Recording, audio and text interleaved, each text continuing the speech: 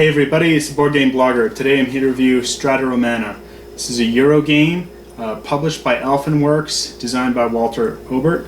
I've reviewed another Walter Obert game, Chang Cheng. I thought that game was a little too simple.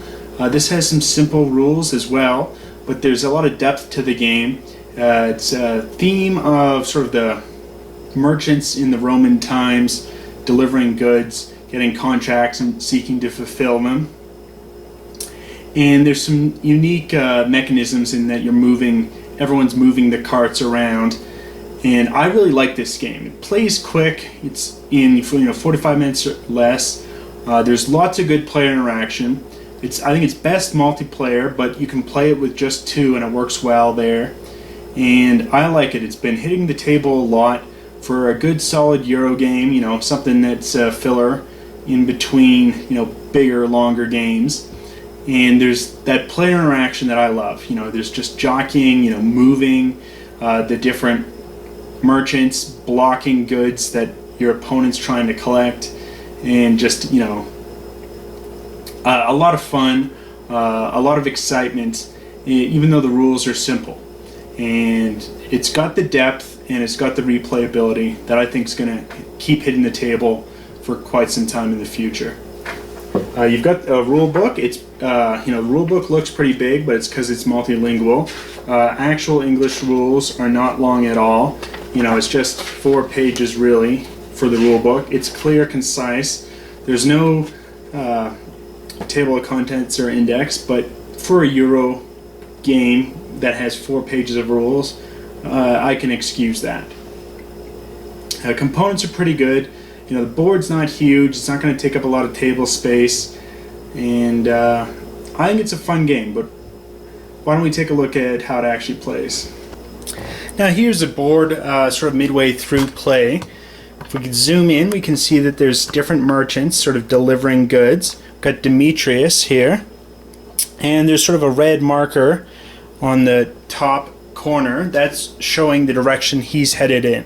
So he's left from the Ostia Portus here, and he's headed into Rome. Now he can't change the direction that he's going in.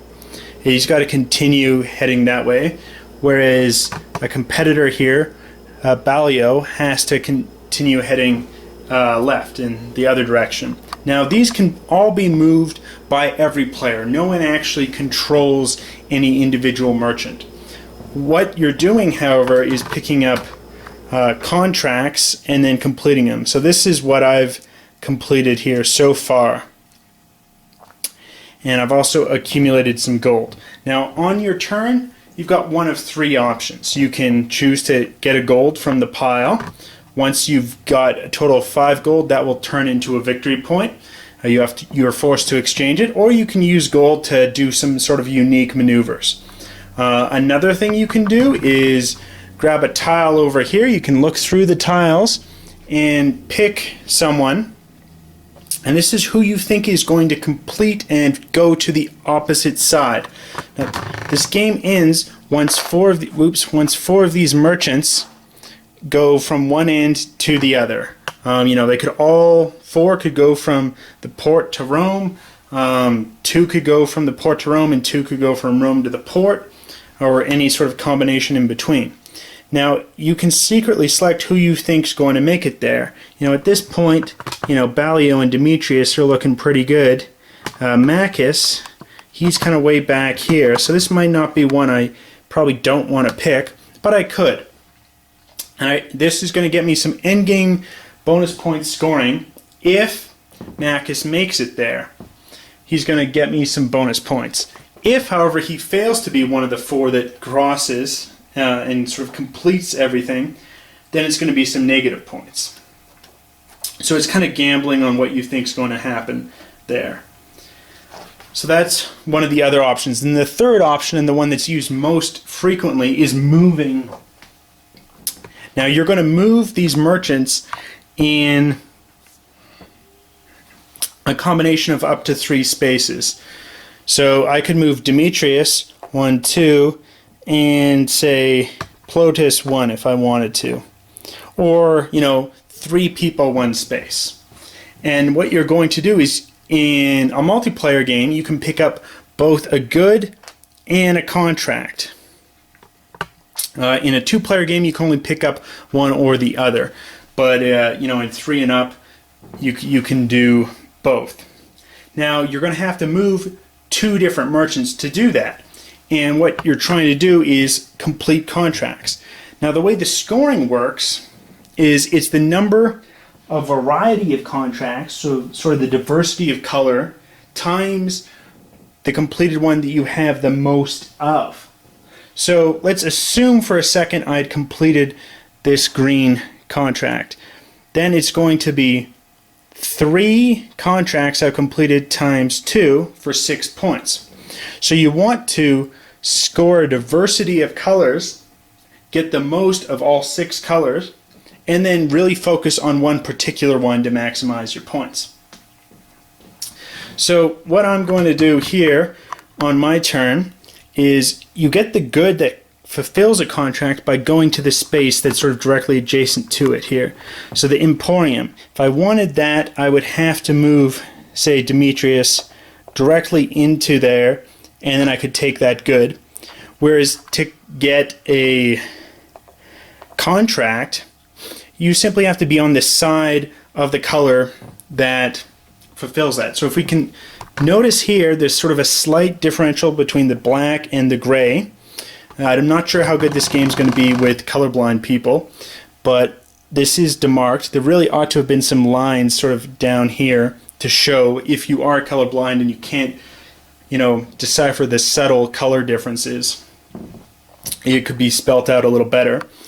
But anyone here in this southern half could get this red demand tile, whereas if they're in the southern half of this black, they could get the brown demand tile. So for my turn, I'm noticing, I want to get some more diversity in colors.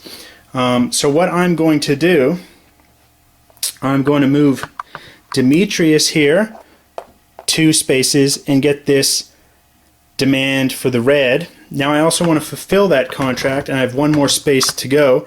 I can move Herennius here and collect this, and now I've got the contract and the completed good. Any uncompleted contracts or goods that aren't fulfilled at the end of the game are going to be negative points. So now we refresh the bag.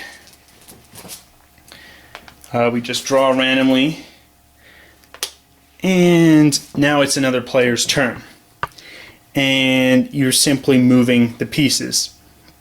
Another player, they've seen I still have this open green demand, and that's what I appear to be going for. So they're going to move Sodius here.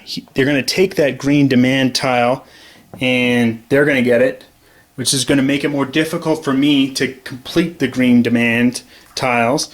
And they're also going to move Demetrius 1 and Ballo here, because they're looking for a white goods token. And then this is refreshed. And so as you can see, a lot of it is sort of moving to take goods other people are aiming for, trying to block them. How it becomes more interesting is gold is used to make unique maneuvers. So I could spend a gold, for instance, if it came back to my turn, I could spend a gold, and let's say I really wanted this blue piece, and these guys, let's say they'd move forward here. Now I'm really looking for this blue. Now I can't get there with anyone else behind here, and Herennius is blocking Ballo's movement. So you can spend some gold to move through pieces, but that's expensive. That's 4 gold. So if I just want this, I could spend 1 gold, and I could move, even though it's violating the lines it's showing. It lets you move sort of vertical on the board to get that. You can move sort of diagonally with 2 gold, and I could move Sudius here by spending 2, even though there's no lines indicating I could do that as a legal move. So gold lets you either get a victory point once you get 5, or you can spend it in cheaper amounts to do some unique moves. So as you can see, it's a pretty simple game. The rules are simple, but there's the depth in, you know, how you're moving the merchants, what you're collecting, how you're trying to block your opponent. And I think it's quite fun, just because of that player interaction. If you've watched my reviews, you know I like a lot of player interaction in my Euro-style games, in all games. But, you know, specifically Euro, because war games and obviously have a lot of player interaction. I don't think this game would be very good if it was, say, double its length in time, but because it plays so quick, you can usually play this game in half an hour. You know, if people are being slow in making their decisions, it would go all the way up to 45 minutes, but it's really not going longer than that. It's just as soon as 4 merchants cross from one side of the board to the other. Pieces are good, you know, nothing spectacular, but it's definitely workable. And it's just a fun game. And, you know, Walter Obert, I think he has unique games. He comes up with games that aren't your standard Euro game. And this is an example here. It's not your standard Euro game. And I think it's a lot of fun. Anyway, till next time, I'm the Boardgame Blogger.